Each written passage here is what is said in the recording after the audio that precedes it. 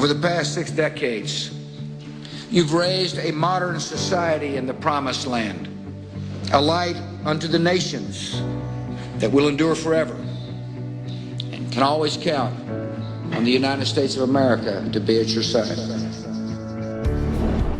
At the very beginning of the State of Israel's existence, David Ben-Gurion chose a 26-year-old rising star to head Israel's arms acquisition delegation to the United States.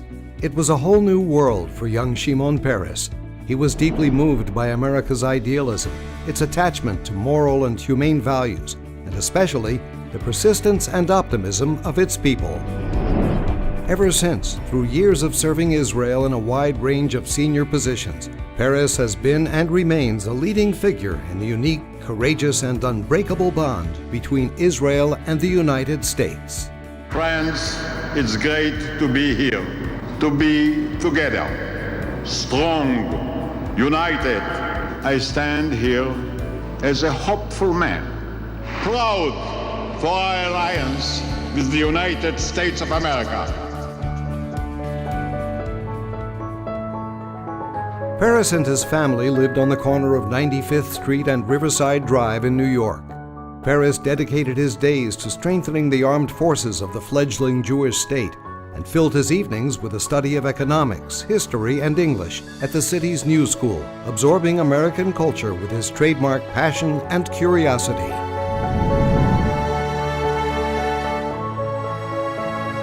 As a result of his mission to the United States, Peres returned to Israel with Al Schwimmer. Schwimmer went on to establish what would become Israel Aerospace Industries. Peres always believed the alliance must be more than military, and he acted to encourage mutual economic initiatives.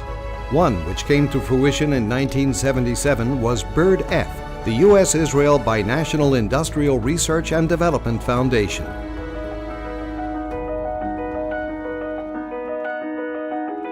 In 1984, Shimon Peres became prime minister and faced massive inflation and a severe economic crisis. Peres initiated a major stabilization plan to help Israel's recovery, and a joint American-Israeli economic group was established, with Herb Stein and Stanley Fisher as its American representatives. The plan, backed by $1.5 billion from the Reagan administration, became a tremendous success and paved the way out of the crisis. Later in his term, the two countries signed the Israel-USA Free Trade Agreement, ushering in a new era of thriving trade relations. Though 30 years old, the U.S.'s very first FTA still provides a stable business environment and an effective enhancement to the commercial relationship. In the years since the Prime Minister's last visit, Israel and the United States have strengthened and expanded our security cooperation, which furthers a number of common objectives. In this regard, I salute Prime Minister Peres and his government for their courage in adopting an economic reform program that holds promise if effectively implemented for leading Israel to strong and steady non-inflationary growth. Meanwhile, the special relationship grew beyond commercial and military issues. Among other achievements, the remarkable political coordination that Prime Minister Peres established with the U.S. also enabled the Taba Arbitration Agreement, which rehabilitated Israel-Egypt relations. If I might be serious for a moment, I have personally benefited from this great man. I could look around at all the visitors who've come from across the world to be with you tonight. As the young people sang, as the stories were told, as the history was related, and every one of them was thinking just what I was. What an incredible place you helped to create. As the 9th President of Israel, Peres acted to deepen U.S.-Israel business relations, focusing on their technological aspects and the mutual enrichment of ideas and initiatives. Among them, convincing entrepreneur Dean Kamen to open an Israeli branch of FIRST, his educational technological initiative.